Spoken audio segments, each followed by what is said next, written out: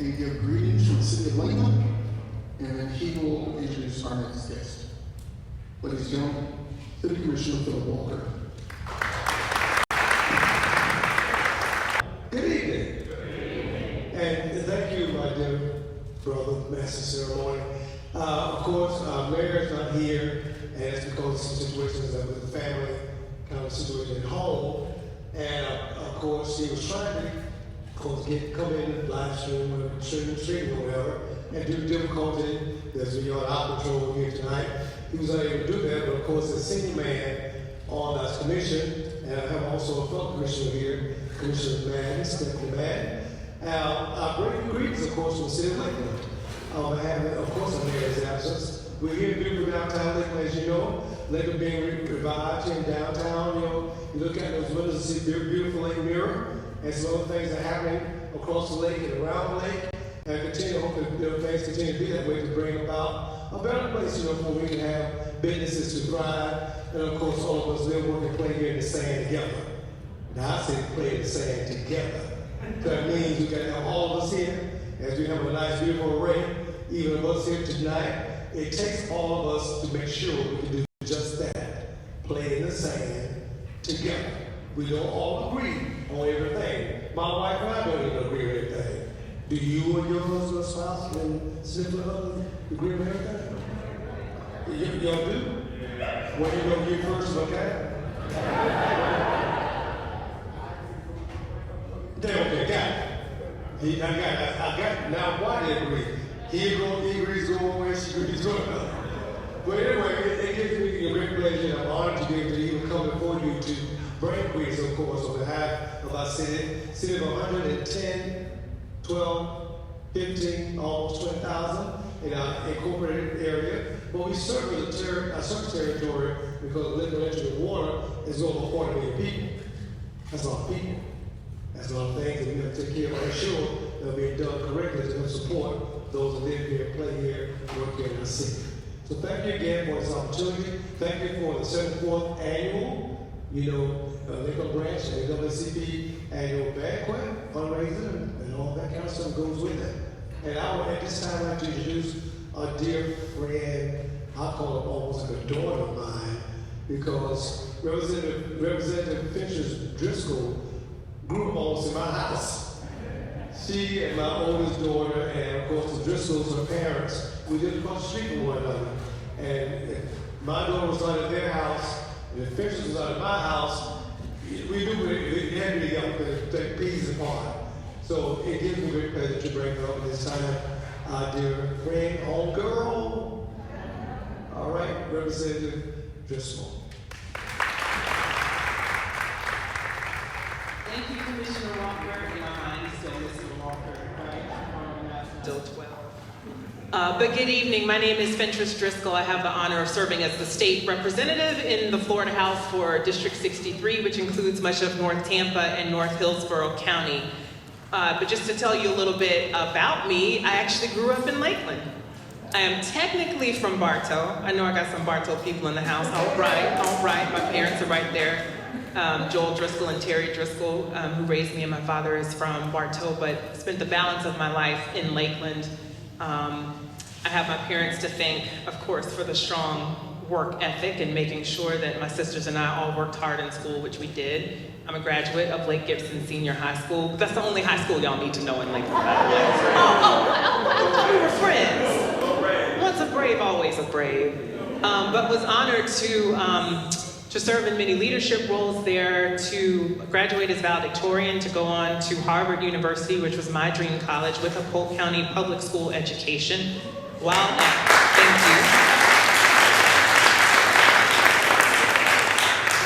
Harvard, and I'm only telling you this because Keith forgot my bio. He was supposed to tell you all of this. While at Harvard, became the first black female student, actually first black student ever in history to be elected president of the student government. Thank you. From there, went to Georgetown for law school, and then after law school, promptly moved back home here to Polk County because I knew that I wanted to give back to the community that gave to me. So I clerked for a judge for about a year and a half while I was living here, and then moved to Tampa. I got recruited by the law firm of Carlton Fields, which is where I currently work, and I've been practicing since 2000 and something. And so in 2018, let me back up. I always had a passion and knew that I wanted to give back to people. And y'all might remember a wonderful man and giant in this community, Dr. Clint Wright, who passed away a number of years ago. But Dr. Wright, when I moved back after law school, he would call me and our conversations would go like this. Hey baby, how you doing, baby? Good, baby, I'm glad you're doing well, baby. If y'all remember Dr. Wright, you know that this is exactly how it went. He said, I got this other baby that I want you to mentor. Okay, baby, thanks, bye. And then I would help the young person however I could. And so for me though, like that thought of service, that wanting to give back to the community was so ingrained in me. I got very involved in the community in Tampa and served on nonprofit boards and volunteered, and it was wonderful. But when I was 17 years old, I had done this program called Florida Girl State. And that is a program that really changed my life. Before then, I thought I wanted to be an engineer. Then I was in Girl State. I was elected governor of Girl State. It was the best. I got to sit in Lawton Child's chair. Oh, I'm dating myself now. Got to sit in his chair and tell everybody what to do. And I thought maybe someday I would run for office. But like I said, had a good path in education, got a good job with the law firm. And if I'm honest, I kind of let that dream die a little. And then the 2016 election happened. And I felt like our country was headed to a place where we were more divided. Sure, we don't always agree, as Commissioner Walker reminded us, but I felt like the rhetoric, the temperature was just getting too high. I felt like we needed more women in government, we needed more women of color in government, and I felt like I had something to offer. So I decided to run, was elected in 2018, re-elected in 2020. I recently was elected the leader designate of the Florida House Democratic Caucus, which will make me the first black woman to serve as the leader of the Democratic Caucus in the Florida House in history. Thank you. And I'm very excited to be able to do that. So that's a little bit about me. But where are my manners? I wanted to, of course, thank the local president, Mr. Coney. Thank you for having me here tonight. Thank you to Larry Mitchell for having invited me. I appreciate it. And to all of the members of the NAACP, all the wonderful elected officials and community servants, I thank you. I stand on very strong shoulders. You heard me mention my mom and dad. My mom served as a public school teacher here in Polk County for over 35 years. My dad worked for Publix where he retired. I cannot not mention also the strong shoulders of Senator Arthenia Joyner, who is sitting directly in front of me, who many of you all know.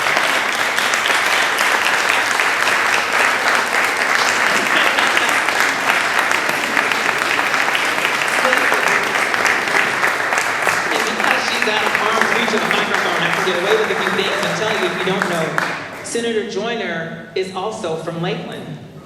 Senator Joyner is the first Black attorney to have worked in Polk County, the first Black attorney in all of Polk County. When she relocated to Hillsborough County, she became the first Black woman lawyer in Hillsborough County. She is a past president of the National Bar Association. She has held, I can't even tell you how many titles Senator Joyner has held and how many awards she's won, including the most recent, which was yesterday, where the Florida Bar Solo and Small Section awarded her with its, was it Lifetime Achievement? Lifetime Achievement Award. She is an advisor to presidents. When I say that, I don't say it lightly. If President Bill Clinton or Hillary needed anything in Florida, the first person they called, Senator Joyner. To say that she is well respected is an understatement. To say that she is a mentor is one of my greatest pleasures in life, and I'm honored to have her here today. And in addition, Senator Joyner served in the Florida House of Representatives and then in the Senate, where she was the first Black woman to lead in the Senate. So look at us Lakeland girls doing pretty all right. But I have to mention Senator Joyner because without Joel and Terry, there's no Fentress. Without Senator Joyner, there's no Fentress. Without About Demings, there's no, you see where I'm going with this? We stand on strong shoulders. Now I'm charged with giving a legislative update. That better not count against my time because that was my bio. I'm just kidding, Keith. I'll keep it short. Yes, sir. Black people, my people, all people, don't you know there's nothing you can't do? And yes, I know that's a double negative, but it still rings true.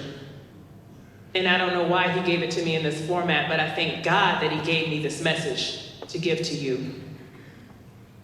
I'm tired of when the occupant of the bully pulpit becomes the bully. And I'll say that one more time to make sure that you understand it fully. I am tired of when the occupant of the bully pulpit becomes the bully. Because as elected officials, we are here to serve you. And each and every time that we step out of line, I pray that you jump up and remind us that that is true.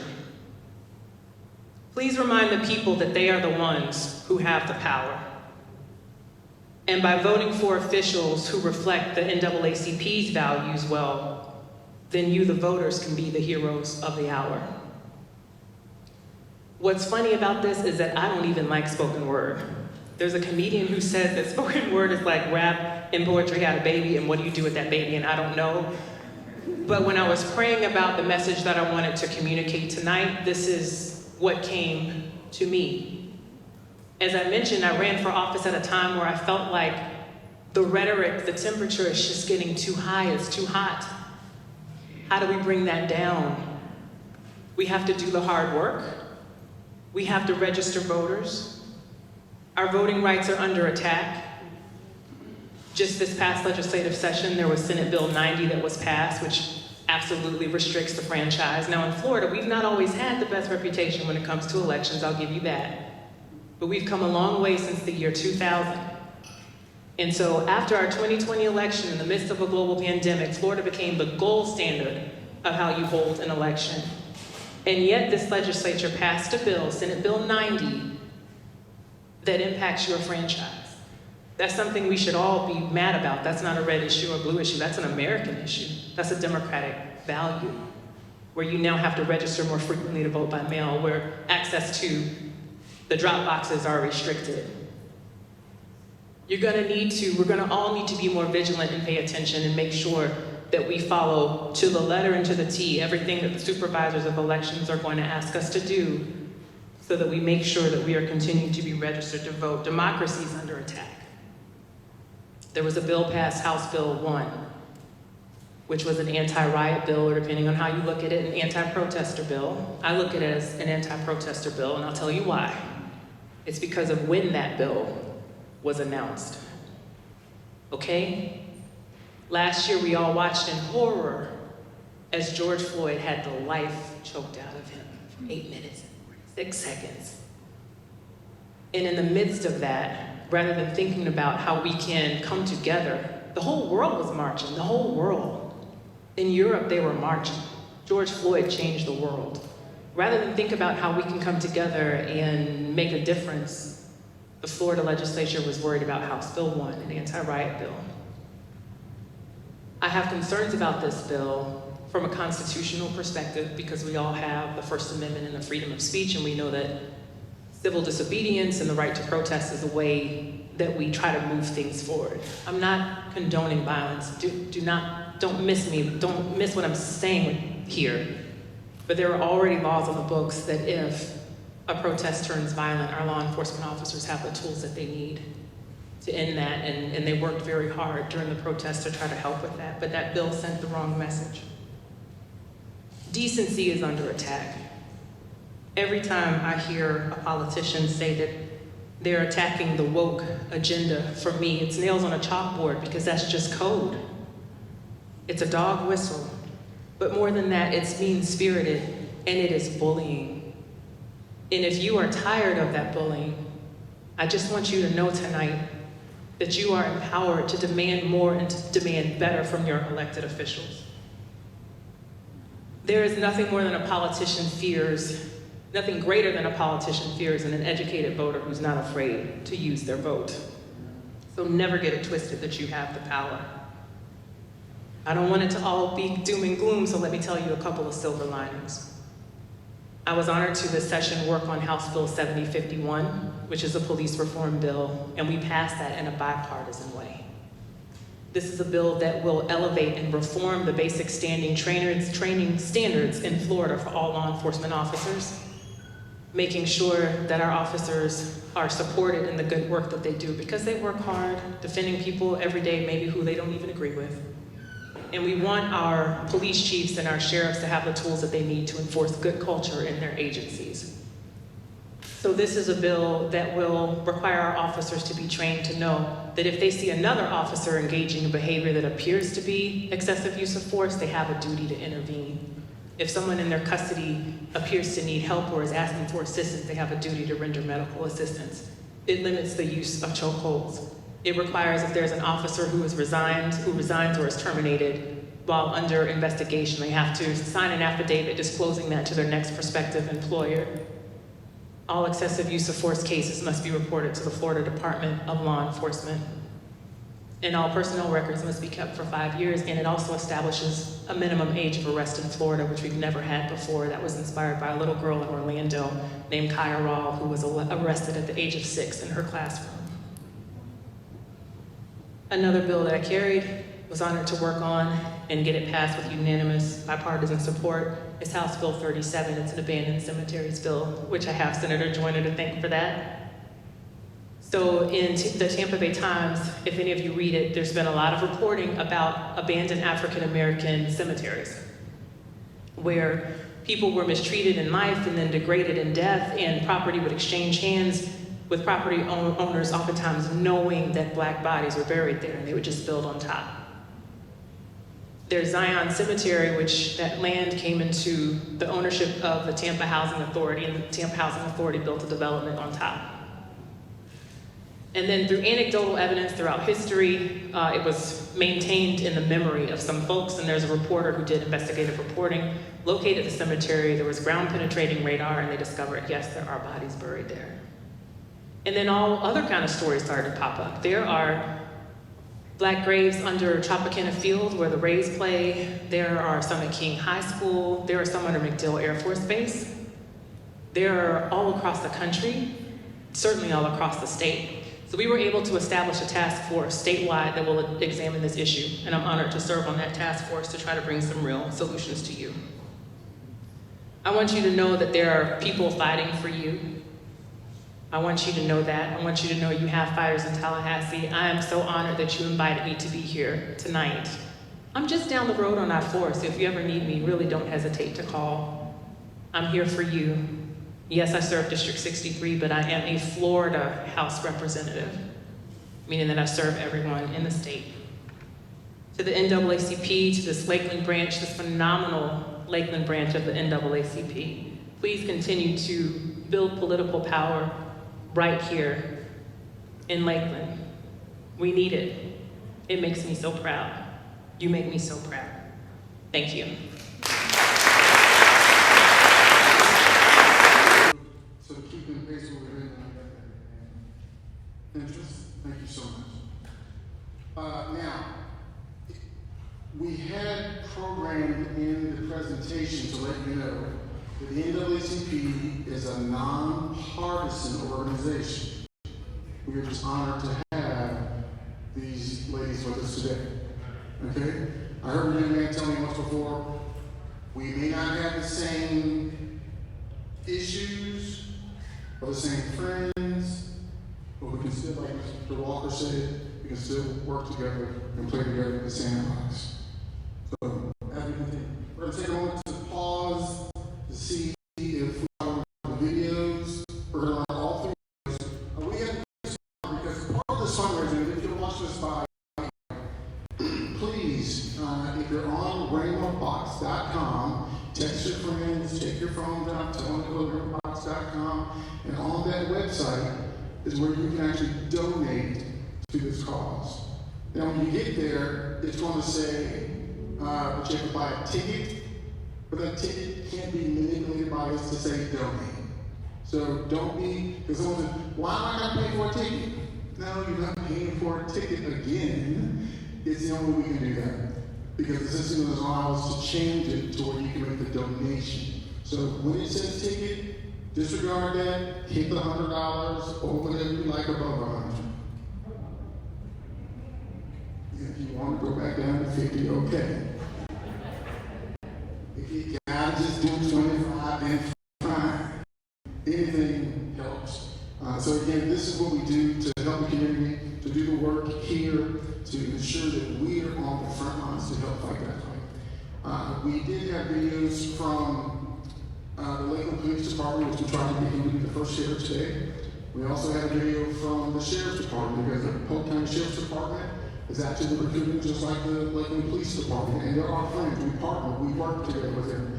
When things were happening with Philan, the young man in Minnesota, I actually called the chief at the time and I said, he and I had a conversation, I was the vice president of branch then, and he said, we don't have the same problem. I said, we don't have the same problems as Minnesota or Minneapolis did. While we still have issues, just a different temperature. So but we still want to make sure we maintain those policies and those partnerships. Then we also had a commercial.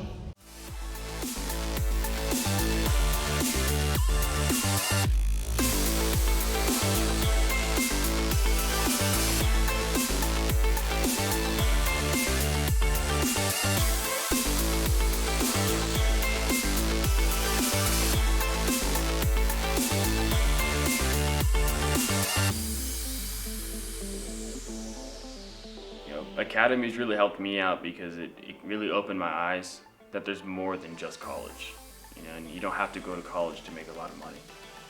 Granted, yeah, I work hard, but the payout's good, and the sense of me going home and thinking, well, I made a difference.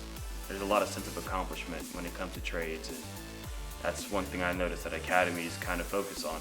When we look at career readiness and we look at the jobs that are out there, over 50% of the top jobs that have openings nationwide are medically related. So when our students come out of our programs, they are ready to fill in all of those sorts of positions. We want them to see that there's something out there for each one of them. It's not just learning about the energy industry, you learn how to write resumes and do interviews. So it's not just about working with your hands, it's also teaching you life outside of school and how to get a job.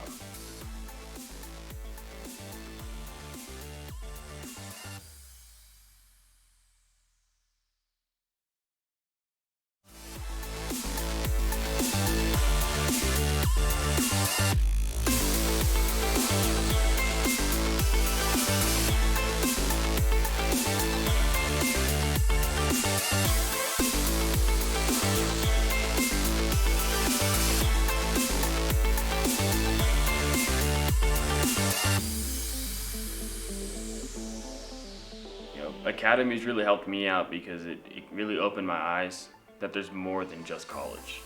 And you don't have to go to college to make a lot of money. Granted, yeah, I work hard, but the payout's good, and the sense of me going home and thinking, well, I made a difference. There's a lot of sense of accomplishment when it comes to trades, and that's one thing I noticed that academies kind of focus on. When we look at career readiness and we look at the jobs that are out there, over 50% of the top jobs that have openings nationwide are medically related. So when our students come out of our programs, they are ready to fill in all of those sorts of positions. We want them to see that there's something out there for each one of them. It's not just learning about the energy industry, you learn how to write resumes and do interviews. So it's not just about working with your hands, it's also teaching you life outside of school and how to get a job.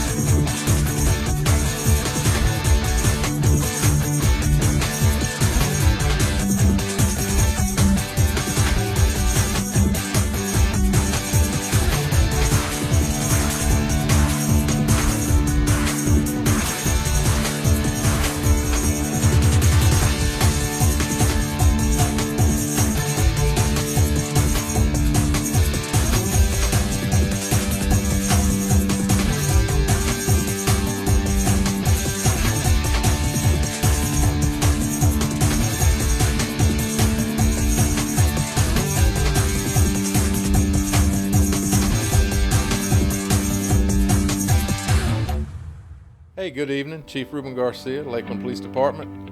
Once again, we're glad to be able to be the underwriter sponsor for the 74th Banquet. The men and women of the Lakeland Police Department are always proud and honored to get to work alongside the NAACP Lakeland branch as we all move together to get our community to be stronger.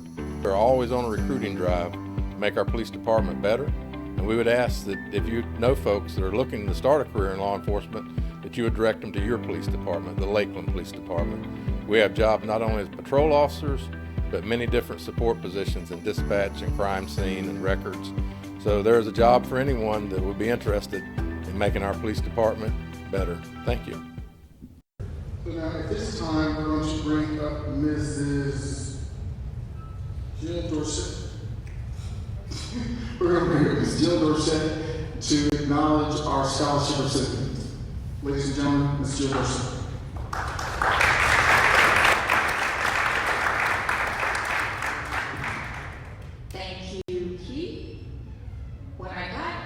Here tonight, I moved around.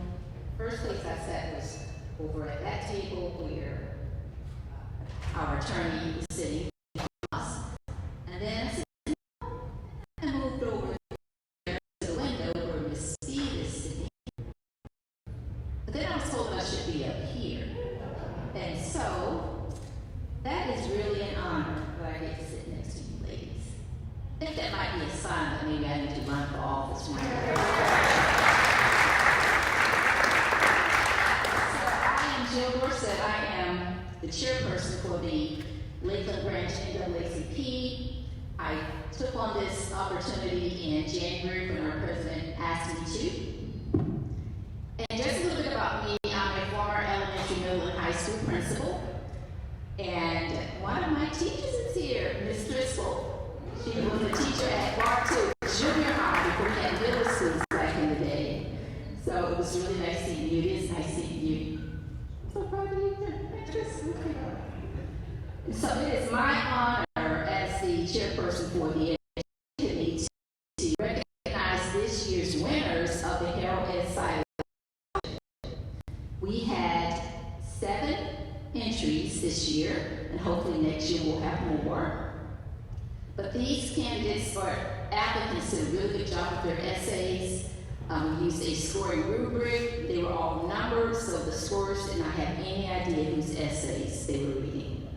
And with that being said, for those of you who did not know Mr. Silas, he passed away in 2014, but he is the first vice president of the Lakeland branch NAACP.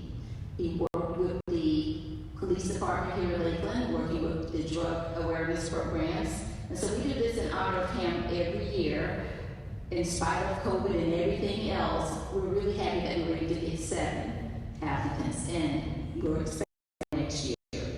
So for the ladies, if you're watching, because I sent an email before leaving out of the house for them to watch, so hopefully they are watching. And we had 2 divisions. Division 1 are for students who are currently in college. So they're either sophomores, juniors, or seniors. Our first place winner is a sophomore student at Florida Atlantic University. She will receive a $500 scholarship, and it is Jessica Lake.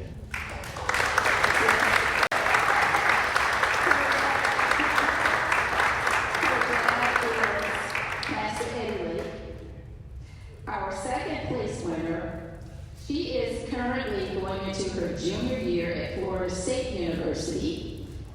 Second place winner, she will be getting a $300 scholarship, and that is Faith Lisbon. Congratulations. Our next division 2, and these are incoming. These 2 young ladies, I'm sure they've been causing all kinds of issues during the scholarship season because both of their names are spelled almost identical. So I thought someone's playing tricks on me. I received an application for this student, and the names look so similar. I'm thinking, well, maybe they misspelled the first name because they're trying to hack into my computer. So I sent an email to both email addresses stating I received essays from these 2 email addresses, and they responded back, no, we're twins. So one, our first place winner, they both just graduated from Harrison School of the Arts and will be attending Florida State University this fall. The first winner is Samaya Driver. She spells her name S-A-M-Y-A. So she gets a $500 scholarship, and with her is her sister, Samia Driver. She spells her name S-A-M-I-A, so she's winning the second place $300 scholarship. So congratulations to all of our entries this year. We look forward to you doing great things at your respective schools this coming fall. And I just want to appeal to all parents out there. As a former high school principal, what schools need most is parent involvement. And to those community members, community involvement. So we're going to be planning, or we have a lot of things planned for this upcoming school year to address parent and community involvement, working with students on preparing for the assessments of the state, and just really looking at the data for the school district of Polk County. So we're doing a deep dive into the data and seeing how we can help the school district make a difference for children here, because we want more of our Black and brown children to be valedictorians of their high school, like Pinterest. We want them to go on and excel, whether it is in college or if it's in the military or whatever they choose to do. We just want to make sure that they're successful and that they're well prepared for whatever endeavors that they choose to do. So please support the Education Committee. If we have any educators in the room, we would love to have you join us And that's it. Thank you.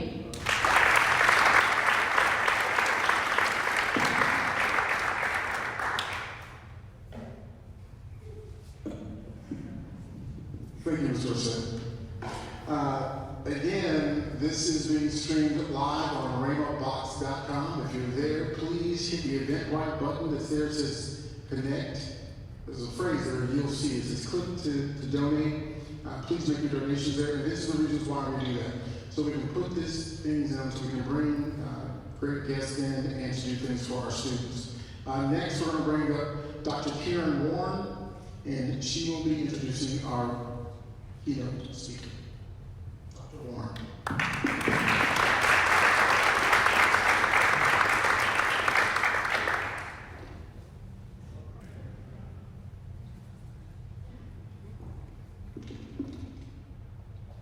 Hello. I'm Dr. Karen Warren, and I'm the chairman of the Armed Services Veteran Affairs Committee with the Lakeland branch. And our committee consists of military of all branches. We're all veterans, and myself, I'm a retired Navy veteran. And I can say, Mr. Walker, we all play in that purple sandbox very well together. So I need to introduce our guest speaker. Congressman Val B. Deming was born in Jacksonville, Florida, to James and Eloise Butler, the first in her family to graduate college. She worked as a social worker, then joined the Orlando Police Department. After a 27-year career, she was selected to serve as chief for the Orlando Police Department, the first woman to hold this position. During her tenure as chief, Demings reduced violent crime by 40% and founded a new community engagement program, including Operation Positive Direction, which was a youth mentoring program. In 2016, she won election to Congress in Florida's 10th district, and today serves on the House Intelligence, Judiciary, and Homeland Security Committees. She chairs the House Homeland Security Committee on Emergency Preparedness, Response, and Training. In addition, Representative Demings is a House Regional and Assistant Whip, Vice Chair of the Gun Violence Prevention Task Force, Co-Chair of Candidate Recruitment for the Democratic Congressional Campaign Committee, and serves on the Election Security Task Force. Representative Demings holds an honorary Doctorate of Law from Bethune-Cookman University, as well as honorary doctorates from Florida Technical College and City College of Fort Lauderdale. Representative Demings is an active member of St. Mark AME, Delta Sigma Theta Sorority Incorporated, Orlando Chapter of Links Incorporated, and NAACP Life member. Congresswoman Demings is married to Jerry Demings, who serves as the Orange County Mayor. The couple has 3 sons and 5 grandchildren. Ladies and gentlemen, I present to you Congressman Val B. Demings.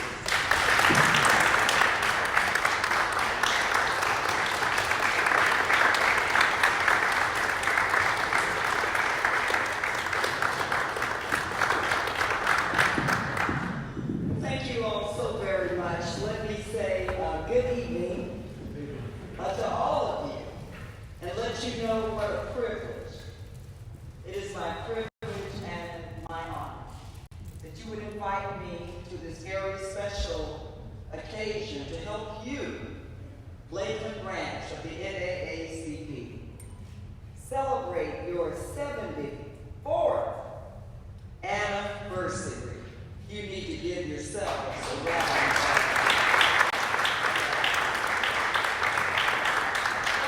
Thank you so much for that introduction. You know, I sometimes worry when people are doing the introduction because I wonder what are they going to say. I wasn't too worried with Dr. Warren. I do worry when people like my husband are introducing me. You all can imagine. You all know that leadership is not easy. It's not easy. Did I tell you leadership is not easy?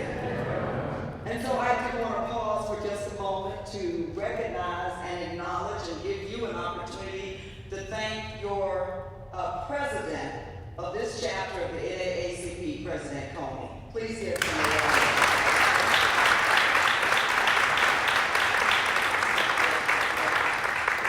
And then this wonderful banquet did not just happen on its own.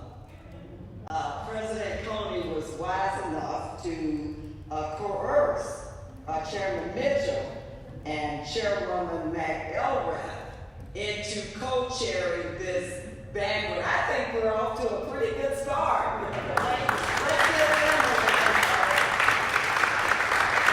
Thank you to all officers in your respective places. Thank you to the members of this branch. Thank you to the friends who are here supporting this branch. Thank you for the invitation.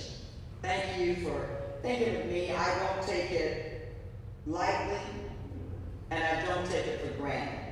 That you believe that I have something worth saying. To our elected officials, y'all, I mean, good gracious alive. You know, I'm not sure you had to, well, let me just say this. I'm glad you wanted me, but you didn't have to have me. I just thank our elected officials, the commissioners who are in the room, and certainly State Representative Driscoll. Y'all, our future is in good hands when y'all take part. I've had the honor, you know, God will send you a blessing, or two, or three, or four. I've had the honor twice this week to be in the presence of someone who I just so admire. You know, you can have all the dreams and hopes that you want, but it's good to have a mentor, someone that you can follow their exemplary example of what leadership in public service is supposed to look like. And I just want to thank Summer.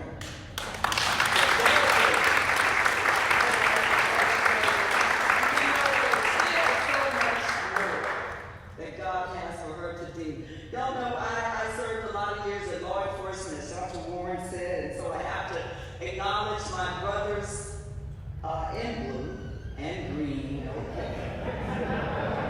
Brothers in blue and green, okay? Chief Garcia, thank you for being here. Thank you for supporting the branch. And Major Monroe, thank you as well for your service. Come on, y'all. We will be sorry.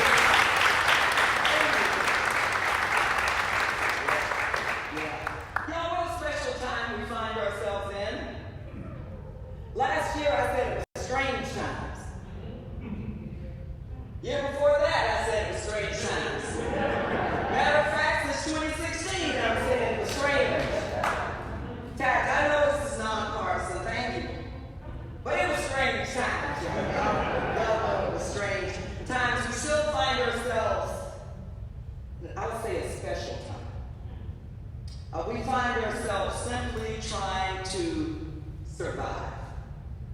Find ourselves simply trying to live and to experience and live the dream promised by our great nation. The dream, the American dream that we love to talk about, the American dream that some sing about, that some preach about. We're just trying, as a group of people from all colors and all backgrounds and all genders, we're just trying to experience and live the dream that America promised.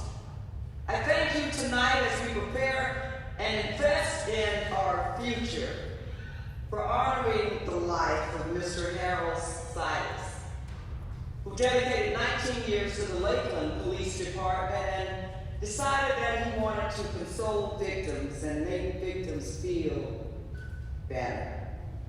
So we remember him tonight, we honor him tonight, and we celebrate the life that he chose to live. Also, I want to take just a moment, y'all, I got to do this to recognize two members from my staff. I didn't get here by myself. And I don't do what I do every day by myself. There are always good people who are willing to take the journey with you to be the wind beneath your wings. So I'm standing here, and I'm wearing the pin that cost me $2 million. Cost people that supported me $2 million, but I did not get here by myself. And I'm delighted to have Sandra White, former Deputy Chief of the Atlanta Police Department, serving as my district director. In my office, you're going to get her. And also, Peggy Gustav, who is our outreach coordinator, formerly from Senator Bill Nelson's office. I am so inspired tonight by your call to action, which is embedded in tonight's theme. It's simple, and thank you so much for making it simple for me. I work in Washington, D.C. every day. I need a little help every now and then. The theme is quite simply, do not rest on your freedom. Do not rest on your freedom. In 1900, two brothers born in my hometown of Jacksonville, Florida, wrote the amazing song. We didn't get to hear it tonight, but God does have a way of bringing it back, doesn't he? They wrote this amazing song, Lift Every Voice and Sing. James Weldon Johnson wrote the words, and his younger brother, Rosalond Johnson, put the words to music. Together, they composed what I believe became the battle cry for Black Americans. In 1919, it was the NAACP, wouldn't you know it, who dubbed this beautiful song as the Black National Anthem. Sing a song full of the faith that the dark past has taught us. Sing a song full of the hope that the present has brought us, facing the rising sun of our new day begun. Let us march on till victory is won. Stony the road we trod, bitter the chastening rod. The song is filled with the reality of the bitterness of its day. But it's also filled with the hope and the faith and the promise of a better day. It's not just a song. We don't need to fear it. It is our history. But every day, we, the people of the United States, in order to form a more perfect union, every day we are striving and fighting and marching and working for that better day. Lakeland, I stand before you tonight, and I do wish the battle for freedom would have ended in 1863 and 1865. I wish it would have ended on Juneteenth. Oh, it's a national holiday. That's a good thing. But we're still about improving the quality of life for all people. We've got to celebrate more, Senator, than another holiday. I really do wish that the battle for freedom had ended. But we all know, especially the NAACP, who's been fighting this battle since 1909, we know that the battle continues. The battle battle continues. We're reminded of it every day as long as we continue to judge people by the color of their skin. As long as we continue to judge people by their gender. As long as we continue to judge people by where they live, their religion, or how much money they have or don't have in the bank. Oh, our battle continues. As long as we deny or try to the will of the people. Government of the people, by the people, and for the people. As long as we try to rig elections, I don't care what party you're in, where we no longer have to run on our own record or our own merit, but where your buddies can draw districts so that you can choose your voters and not the voters choosing their representative. The battle continues. What kind of America are we ultimately going to be? There's nothing wrong with American ideals and principles and our democratic values. Are we going to be that America where every boy and girl has an opportunity to live up to their full potential? Or are we going to settle for an America that ignores the will of the people and march down to the U.S. Capitol and break the windows and break the doors? And America, I know what I'm talking about because I was there. Are we going to be an America where when we don't get what we want and we don't like the will of the people, you walk down to the Capitol and beat law enforcement officers down? Is that our America? The founders of this country had their issues. Now, I'm not going to stand here and tell you they didn't. And they didn't always get it right, but they were brilliant men. And they had the right ideal about what America should look like and be like, even when they didn't practice it themselves. They dreamed of an America where all men and women would be treated equal. An America where the people decide. We do not live in a dictatorship, but when people refuse to accept the will of the majority, they march down to the Capitol and beat law enforcement officers with flagpoles carrying the American flag.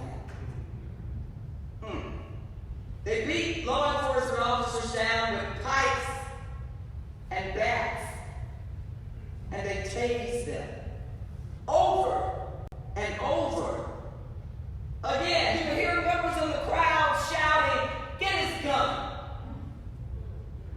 and let's kill him with his own gun." I'm telling you tonight, Lakeland, that was not just a normal tourist visit. Is that the America that we want to be, where when you don't get what you want, you don't like the will of the people, you come with bear spray and you spray the men and women who are charged with keeping us safe? Despite some in this country who are determined to ignore the will of the people, I came tonight to remind you that the will of the people still matters, even when our guy or girl does not win.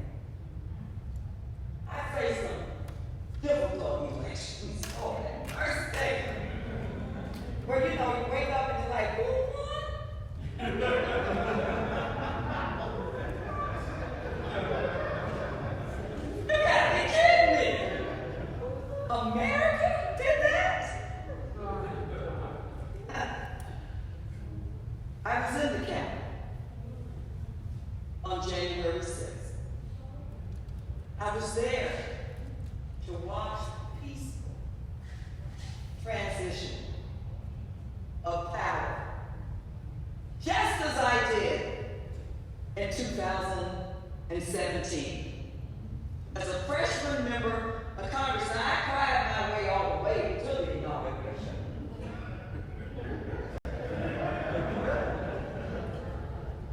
But I was there. Even though there were some in my party thought I should not go. But I saw it as a sense of duty to be there. The people had spoken.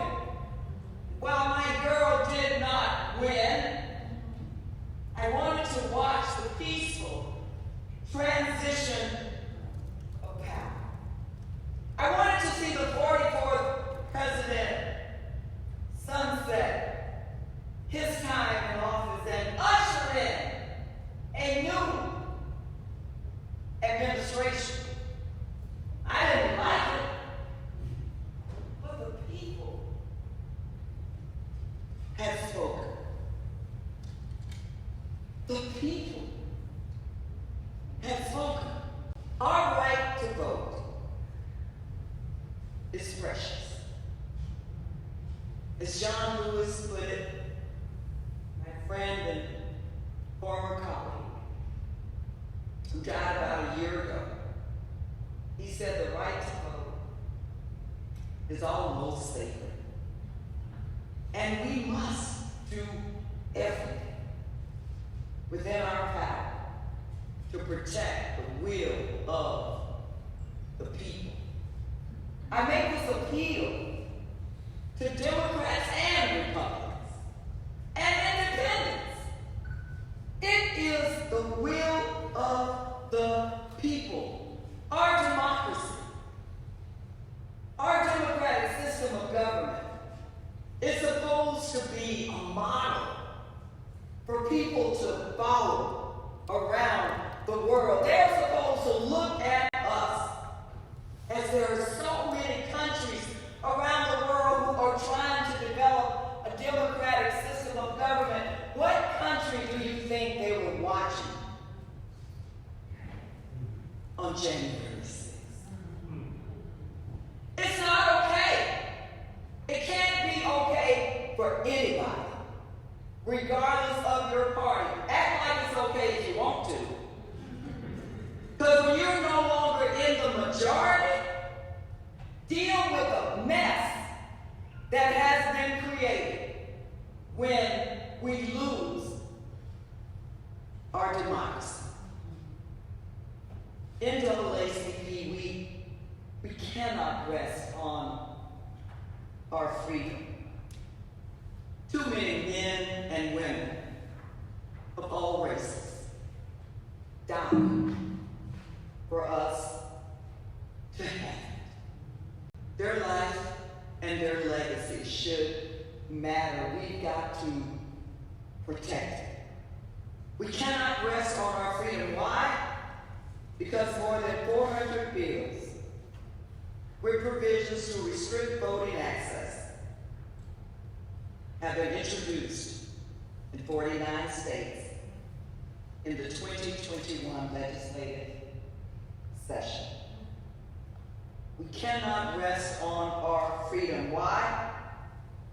Because at least 18 states enacted 30 laws restricting voter access. If we believe in the greatness of our nation, then we must work to protect what John Lewis said was almost sacred. That's the precious right to vote.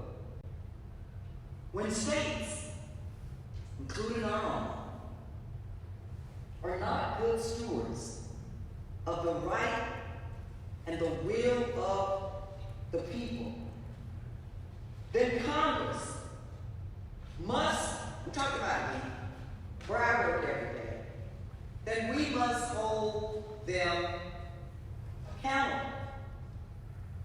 For the People Act and the John Lewis Voting Rights Advancing Act would do just that. It's bigger than politics. It is the right thing to do. When I was a law enforcement officer for 27 years, I could not tell you the political party. The overwhelming majority of men and women I worked with, we had a mission and a job to do. And we came together. And I know we were all there, Republicans, Democrats, independents, and who knows what. But we came together to get that job done. I stand before you tonight as a former social worker and a police chief. I spent 27 years at the Orlando Police Department. It was a job that I loved and a place where I feel I grew up. A place where I worked with some of the bravest and most compassionate men and women that Florida has to offer. But I cannot stand before you tonight and not talk about the painful reality that my former profession has had some problems. No one knows that better than the good men and women who still serve in law enforcement. Let me make this clear. As a former career law enforcement officer and a former police chief, what happened to George Floyd was brutal. It was senseless. It was inhumane. And it was murder. And the persons responsible should be and are being held accountable. So as leaders, we have to work to hire the brightest and the best to wear the badge. We have to make sure that they have the best training. We have to look at best practices. There are about 18,000 law enforcement agencies around the nation. Let's take a look and look at best practices so that we will have the best policies. And distinguish. It's okay, NAACP, to distinguish between good police officers and the bad ones. It is okay to encourage the good ones and hold the bad ones accountable. Law enforcement agencies can fix their own brokenness. But as we hold America to its promise in the criminal justice system, we must hold America to its promise in all things. As we deal with the criminal justice system, we also have to deal with poverty. We have to deal with unemployment. We have to deal with low wages. We have to deal with substandard housing. And we must work to improve our public education school system. If we know that every 26 seconds a child drops out of school, and the majority of people in prisons around our nation dropped out of school, could it be as simple? We invest more in our schools. Do everything we can to make sure that our children graduate. Can we reduce our numbers in prison? Finally, NAACP, I want to thank you for not resting on your freedom. Not ever. I stand before you as a woman who grew up poor, Black, and female in Florida. Stand before you tonight as the daughter of a maid and a janitor. Stand before you tonight as a Black woman who had the honor of serving as Orlando's 36th Chief of Police, now serving in the U.S. House of Representatives, served as an impeachment manager, vetted for vice president, and I know God has more for me. I know that the NAACP is directly responsible for the privileges that I have had in my life. Thank you for your amazing work and unwavering commitment to paving the way and blazing a trail and taking the heat for me and others like me in the past, present, and future. I know you will not waver. I've seen you. I know you will not stop. I know you will not rest until every day in America, as the Johnson brothers said, rings with the harmony of liberty. God bless you, and may God bless the work of the NAACP.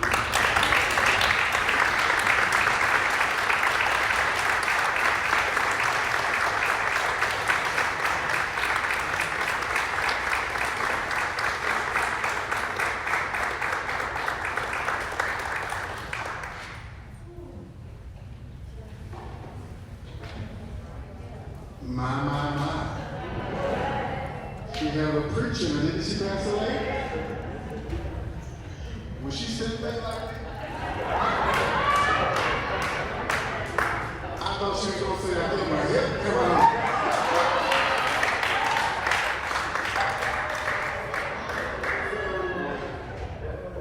Thank you. Thank you. I see the folks will say that. So help coming on. Help is on the way. Praise the Lord. Okay, great. So, wow. Let's hear another hand.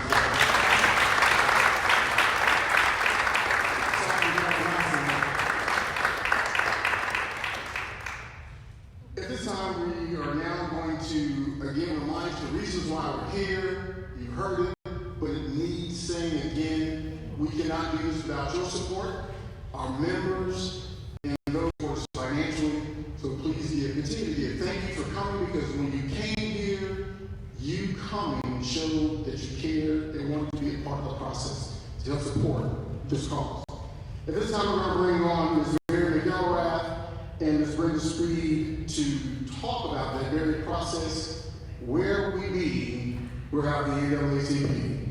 Our membership chair and members. Thank you, Keith. I feel the same way. I was like, okay. Yes. Reach. Good evening, everyone. How's everybody doing? Good. I hope you enjoyed your meal and the program this fall. I am Mary McDowell. I'm the past first vice president of this local branch, and alongside me is Ms. Brenda Speed, the membership chairwoman. First, I would like to say thank you to all the members who have agreed to join the fight against social and racial injustices, because membership is the lifeblood of this organization. During this segment of the program, everyone that is watching virtually and in person can take part. Now, Ms. B will go further in depth to give you the history and the roles of the NAACP. Thank you. Good evening, everyone. I want to tell you a little bit about the NAACP. It's the largest, the oldest, the baddest, the boldest, the loved and most hated, most feared and most revered, most cussed and most discussed civil rights organization in America. The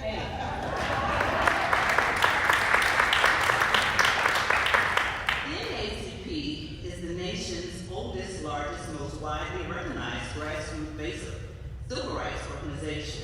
It is more than 500,000 members, supported throughout the United States and the world, are the premier advocates for civil rights in their communities, campaigning for equal opportunity and conducting voters' mobilization. I'm going to tell you a little bit about the mission. The mission is to make our vision a reality. We will ensure the political, educational, social, and economic equality of all citizens, achieve equality of rights, and eliminate race prejudice among the citizens of the United States, remove all barriers of racial discrimination through democratic processes, seek enactment and enforcement of federal, state, and local laws ensuring civil rights, inform the public of the adverse effects of racial discrimination and to seek its elimination. Educate everyone on their constitutional rights and take all lawful action to secure and exercise those rights and to take any other lawful actions in furtherance of these objectives consistent with the NAACP Articles of Incorporation and NAACP Constitution. It is my job tonight to appeal to you to become members, and we want to talk a little bit about the membership. Your membership is the lifeblood of our chapter. We need help to advance progress and end racism. There are several levels of joining. You can become you can join under regular membership, as a regular adult. The membership fee is $30. As a youth, ages 20 and under, $15. As a youth, ages 17 and under, $10. Women in the NAACP membership, $20. You can also become a life member. You can become a junior life member, the fee of $100, a bronze life, at the fee of $400, a silver life, at the fee of $750, gold life, at the fee of $1,500, diamond life, at the fee of $2,500, corporate membership, annual membership of $5,000. And Ms. Matt Elworth will come and give you a little bit more information on how you can join on tonight.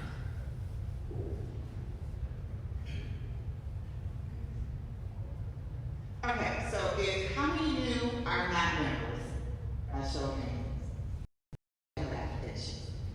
Okay, so if you would like to join this great freedom fighting organization, you can just come to the table to my left or your right, or you can go on the website at NAACP.org. However, when you do, write this number down. It's 5108. That's the number of our branch. So if you do it online, it's 5108B. Any questions? Thank you. Have a good night.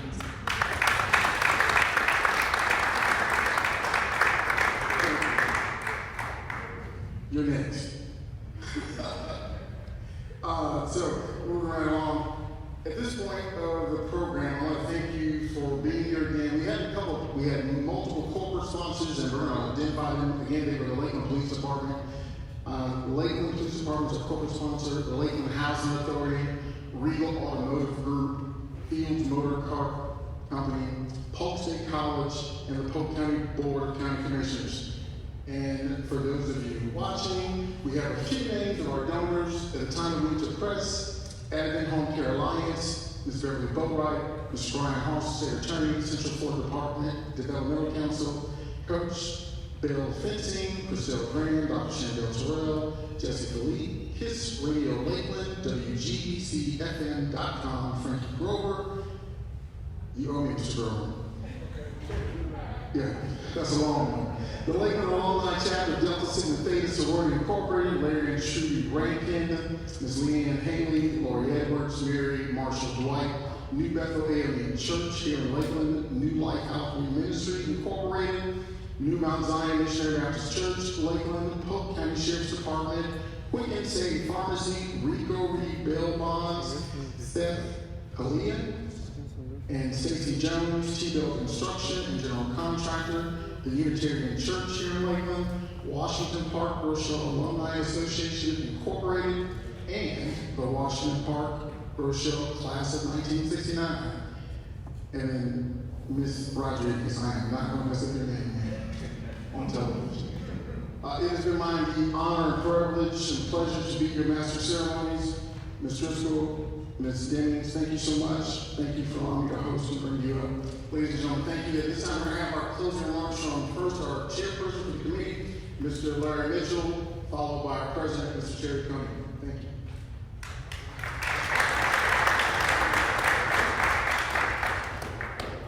Well, the time is coming to an end.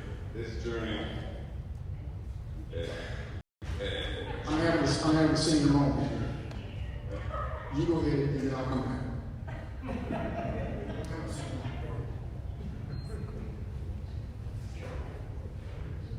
All right, I forgot what I was going to say.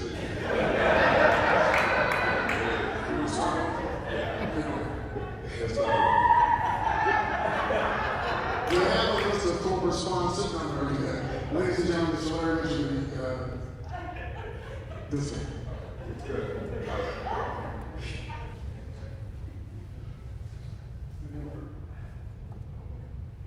Good. This journey has been incredible. We didn't expect this time in 2020 that we would be facing the Delta and that thing would be closer to normal. However, about 3 months ago when we started this committee, we figured out this is not looking too good. Because last year we did 3 virtual Zoom 2 weeks apart with speakers, the old, what's the guy name that we kind of, what's his name? Well, anyway, we did 3 virtual meetings, 2 weeks apart with speaker, music, the whole thing. And we raised quite a bit of money. It was the first time that was done. And so this year we say, well, we did so good with 3, maybe we're good with just 1. And so, but it wasn't hybrid. It was just a few people there, and serving food. And so this experiment that you see tonight is an experiment. We think we were here for 2 reasons, basically, in my opinion. Have a nice program, Olympic speakers with gold medals around their necks.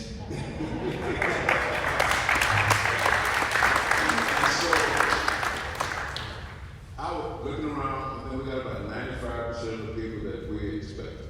That's pretty good. However, the other thing that we want to do is raise some money. And as of before tonight, we were about 30% short of our goal. For those who are listening, we really want you to donate. Go on Eventbrite, hit that switch, make a sacrifice. NAACP made sacrifices for over 100 years, right? Make a small sacrifice, invest that money into the cause. And having said that, let me say this. All my committee people.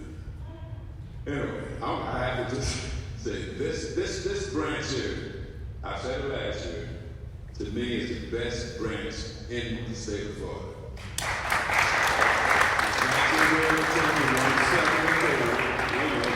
Silver and bronze, but we get to go.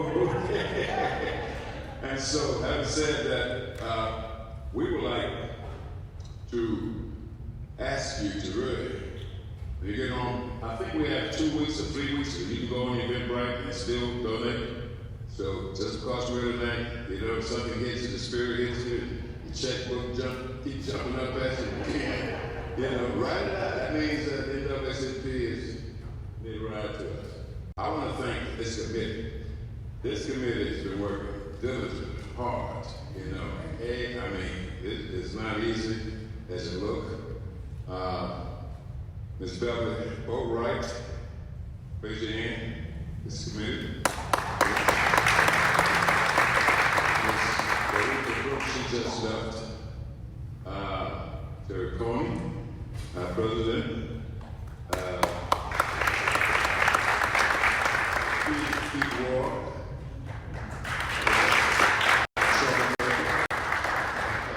Ms. Krista Graham. Mary L. Rath. Where are you? And this is an all-star committee. I mean, it is an all-star committee. And so we want to thank you. I want to thank Mr. Holmes, Pastor Holmes, who donated his time. You know, he's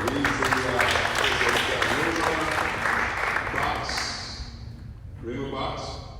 You want something done media-wise? It wasn't his fault. That's a technical problem that we had. It wasn't his fault. It wasn't his fault. He made sure to tell me that. Okay, but we thank you, brother, because you're doing some fabulous things in the community. Also, catapult. A lot of you don't know about catapult. And I wanted Mr. Walker to give a little history about it, how this facility came about. It's about a $15 million facility, you know, with private dollars. And there's an opportunity here, what we call share office space. Lakeland is fortunate to have this $15 million facility here for those who start up in business and those who want to catapult their business to another level, you know. So those who on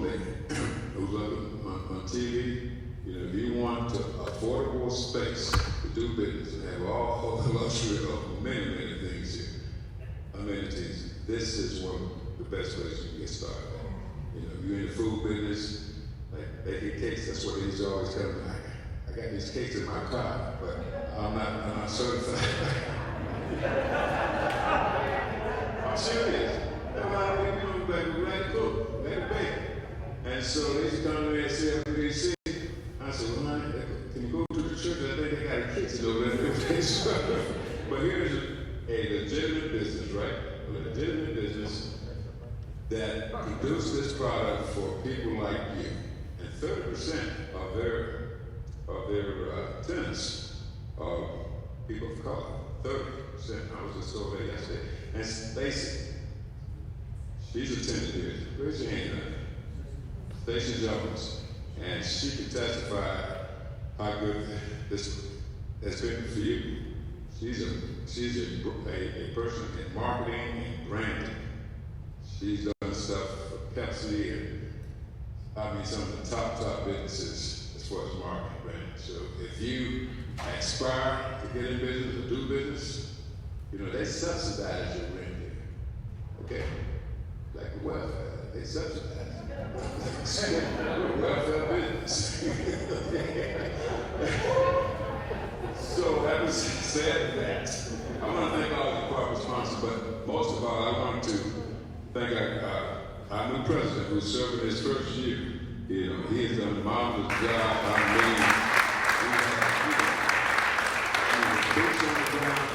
As soon as he got sworn in, boy, he hadn't stopped running yet. And that's what he's doing in high school was a distant run. I see why. He never stops. But anyway, I want to thank you guys. Brian Haas, our state attorney, all of you. Oh, yes. And other folks who go in their time with name is our security. You see the guy dressed in black? They in that movie. Men in black. They just do security for celebrities around the world, okay? That's not just anyone. When I heard this girl was coming, I had to get the best, you know?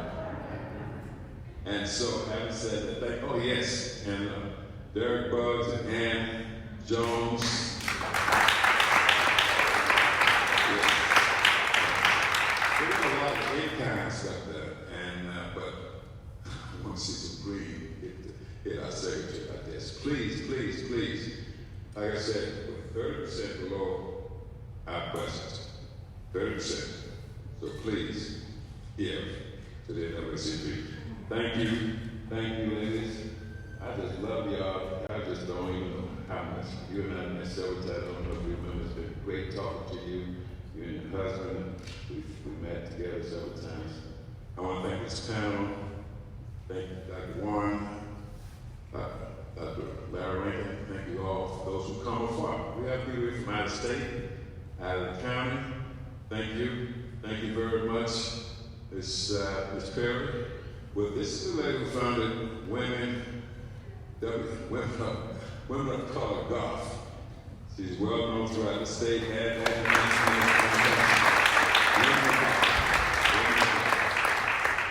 If I miss anyone, I have, forgive me.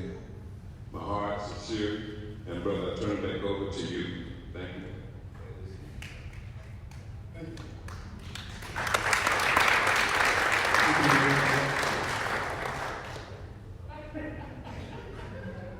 When the paparazzi was up here, I didn't get a chance to give her my card, so I just did. I have the pleasure to introduce a young man that is 6'3", 270 pounds, that is a rising high school senior. He enjoys fishing and fixing and breaking things, only to fix them perfectly again. But what I enjoy about somebody else wrote this, is that he's very respectful, and he currently holds the position of treasurer of our youth division. So not only does NAACP have active adult members, we have aspiring youth as well. This young man recently just received a letter of intent full scholarship to the Naval Academy.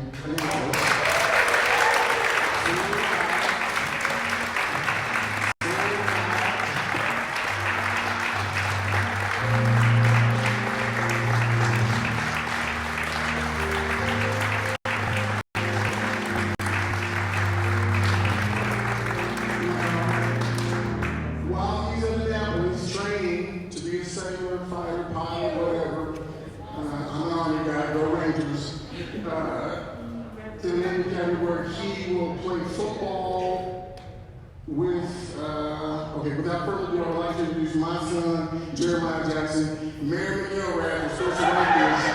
That's why he's coming up now, because I'm not supposed to be here, because she was, anyway, thank you. Jeremiah Jackson.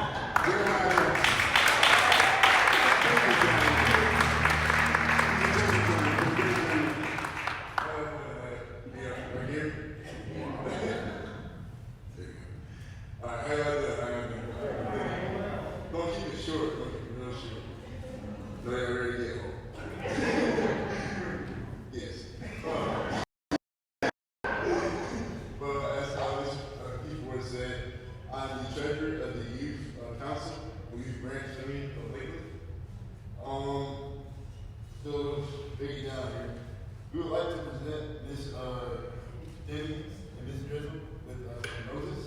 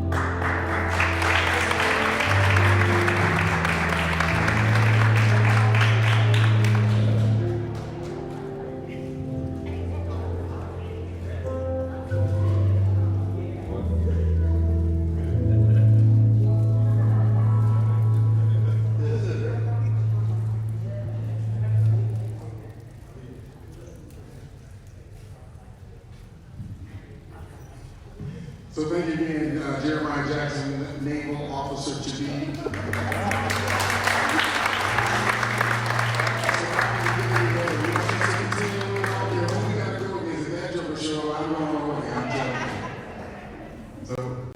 Also tonight we have in our youth department, we have Aaliyah Whitney and Ms. Bailey Henson. Could you two stand for us, please? These are two newest youngest members.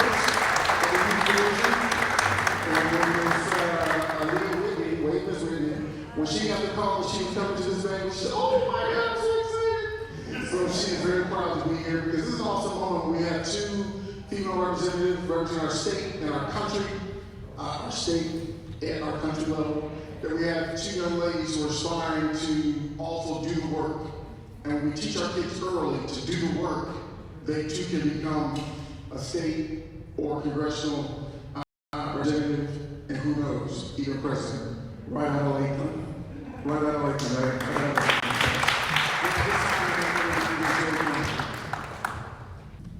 Wow, wow, wow, what a night, what a night. What a night. Yeah, great company, great food, great speakers, just a great night. Now, I think what we're allowed to spend is 20 minutes. Something like that. Okay, now, well, I'll never speak longer than the guest speakers. I'm gonna take about 19 now. And I say that because Ms. McElrath, when we were talking about, well, where are you going to place Mr. Coney? Well, he needs to be the last because he talks a lot. But there's a story behind that. And some of you see I have this Floridian mask on, and I'm a proud traveler, strike. And we had a picnic. The Polk County Alumni Association had a picnic today.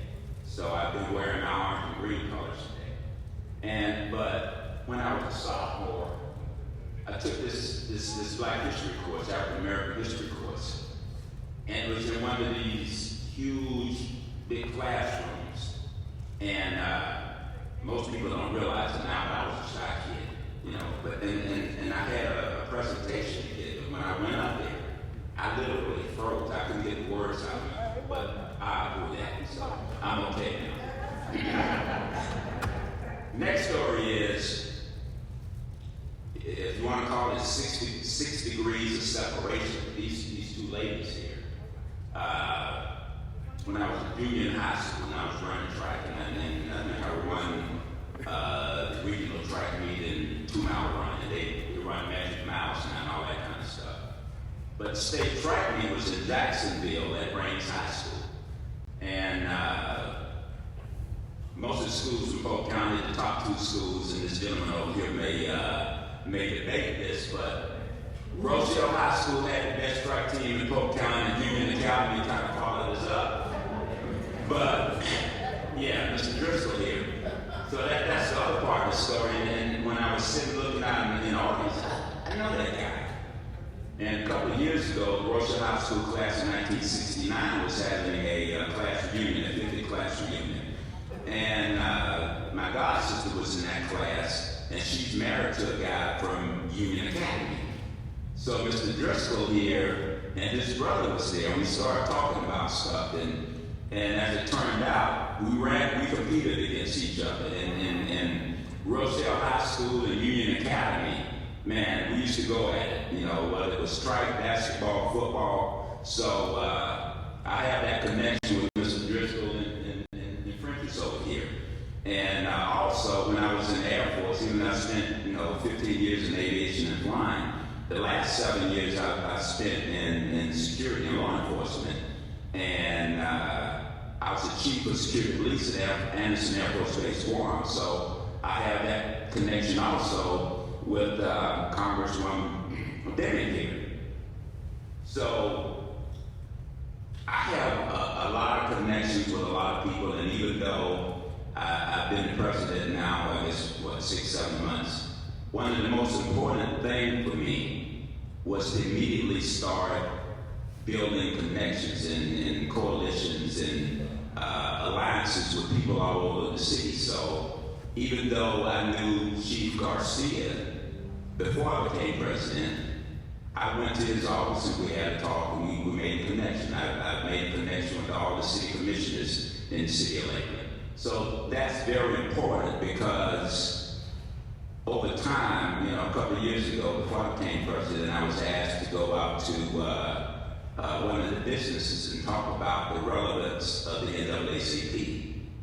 Because is the NAACP even doing anything? And of course they are, and of course it's relevant. And if you go back through the 50s and the 60s, even though you had Mr. Charles Hamilton Houston that really put the strategy together to for the case of Brown versus Board, and you had Mr. Thurgood Marshall that stood in front of the Supreme Court and tried that case. The Supreme Court, the NAACP went back before that. You know, if you go back to 1896 with Plessy versus Ferguson, that made separate but equal legal. The NAACP fight started then, even before there was an NAACP. If you go back to 1908, and there was a riot in Springfield, Illinois, that was the impetus to bring people together to form the NAACP in 1909. And since 1909, you've had the situation in Ocoee, Florida. You've had situation in Tulsa, Oklahoma. Even in 1898, you talk about a coup. Now, there actually was a coup in Wilmington, North Carolina. You had a majority leadership of minorities that was the political leaders, and that city government was actually overthrown. So the relevance of the NAACP moves on from Brown versus Board of Education to all the segregation laws and Jim Crow laws that had to be broken down. Even though Brown versus Board was passed and the final decision came down in May of 1954, Polk County Public Schools actually had to be sued in 1965 to start the integration of schools here. So the relevance of the NAACP stands. We stand for equality of rights of all people. And when we look at voting laws, those are part of equal and equality of rights for all people to vote, which shouldn't be made harder and restricted, but should be easier. We should be looking for ways for all people to vote and as accessible as possible. So the NAACP continues to be relevant. We want to have quality education for all our kids. We're looking at a product of Polk County Public Schools to my left. When I went in the Air Force, and some people have no idea what the draft was, but I actually got drafted 2 weeks after I graduated from Florida A&M University in the summer of 1972. But when I went in the Air Force, I was able to compete with young men from all over the United States. Young men that went to Harvard and the University of Michigan and UCLA and the University of Texas and Texas A&M. Because of my educational foundation in Polk County Public Schools. So we want to make sure that the young people that are currently in school have that solid foundation. Now, I'm the product of a career educator. My mother taught for 36 years. I had aunts that were in education. Unfortunately, all kids don't have that. But we have a strong education chair that we're going to be working on that for everything to make sure that we get quality teachers in the classroom, that we educate our parents on the process, especially parents that have kids going into preschool, into kindergarten, and first grade, to let them know what the process of that next 14 to 13 years is going to be like as their kids go through school. Because they haven't always had that. Okay, does that how much time I have left? Okay, thank you. But as we go through that process, and those are some of the relevancies of the NAACP, even helping out our veterans, and then fair housing, affordable housing. All of those things are as relevant in 2021 as they were in 1909. So before I go any further, get too wrapped up into that, Mr. Mitchell thanked some people. Again, I want to thank first of all, State Representative Francis Driscoll for coming and gracing us with her presence. It's truly an honor because we have a lady that was raised amongst us in our village. And we don't use that, we should never use that term loosely, village, because it did take all of us, all the people around. And my other connection with her, I just found out this a couple of days ago. Her and one of my first cousins used to be best friends. So I have another connection there. So Lakeland's not that large, even though I was gone for 41 years and I came back. Mr. Harold Silas was, we grew up together. And when I came back in 2014, he told me I had to join the NAACP. And several months later, unfortunately, he had a heart attack and passed, but he had a tremendous impact on our branch. So, we definitely want to recognize him. And there are a few people that Mr. Mitchell didn't recognize. And so I want to recognize our Second Vice President, Ms. Lynn Garner, our Treasurer, is she still here? Oh, Ms. Jeanette Manning, because she's the one that writes the checks and gives me a call or sends me an email. There are checks you gotta sign and to pay the bills or make a deposit, so she's very important. And Reverend Larry Rankin, he was up here earlier, but I kind of look at him as one of my advisors. We read some of the same books. If I miss something, he'll send it to me. You gotta read this, you gotta read that. So definitely want to recognize him. And we have our new membership person, Ms. Brenda Speak back there. She joined, I think it was late last year, early last year, and said, well, just let me know what I can do. So whether you're a member, you're thinking about being a member, we always have something for you to do. Now, as I move on from thank yous, Mr. Mitchell talked earlier about getting money for the branch. So we're doing something new this year as far as fundraising. Instead of the banquet being our only vehicle to raise funds, we're actually going to make the whole month of August our fundraising month. So there are two ways you can do that. We have sponsorships that start at $5,000, go down to $1,000, and then we start a new donor level. And since I was a former military guy, it starts at 4-star at $750, and then now the 1-star donor at $100.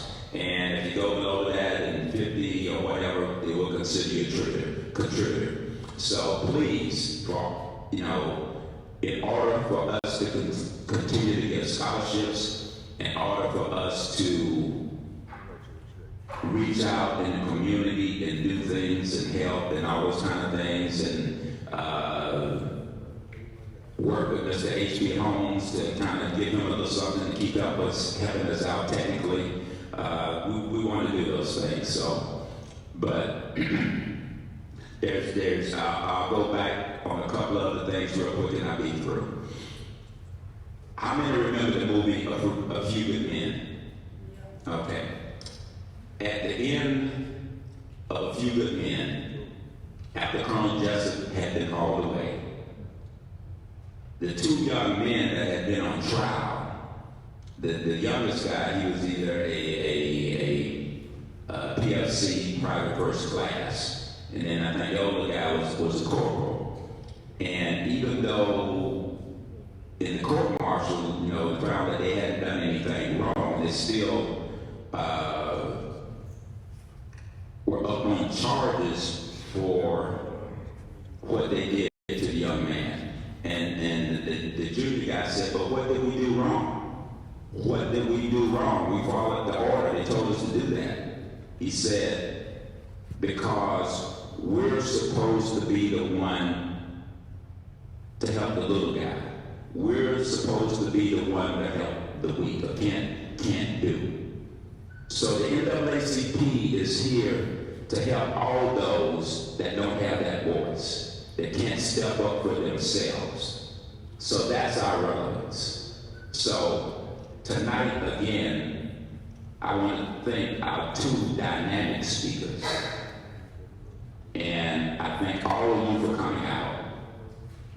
And get ready for next year, because we're going to turn around and do this again. But each month and going through the following year, we're going to need your help and support. So thank you very much.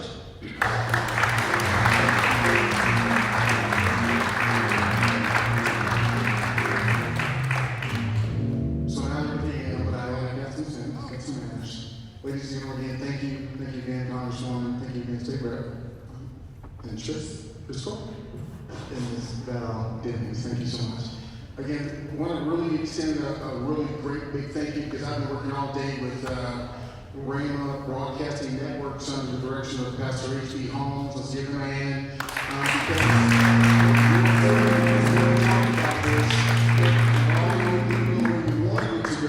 We know that he would have done an amazing job. The young man behind the screen, you can't see, he goes by the name Gizmo.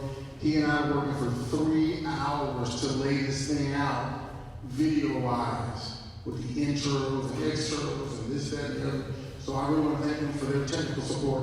We did a thing here, Mr. Coney has brought to us critical race theory. We had a forum about 2 weeks ago.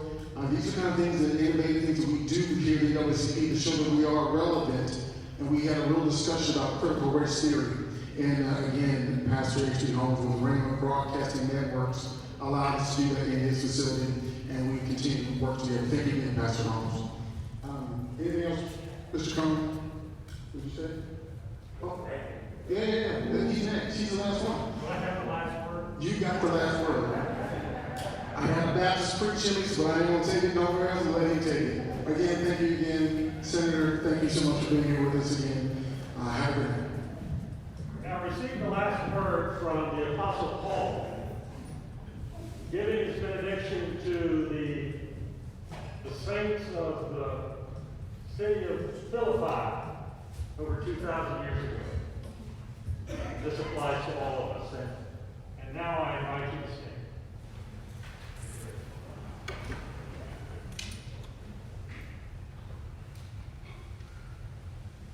Finally, beloved, whatever is true, whatever is honorable, whatever is just, whatever is pure, whatever is pleasing, whatever is commendable, if there is any excellence, and if there is anything worthy of praise, think about these things. Keep on doing the things that you have learned and received and heard and seen in me. And the God of peace will be with you. In the name of the Father, and of the Son, and of the Holy Spirit. Amen. Amen.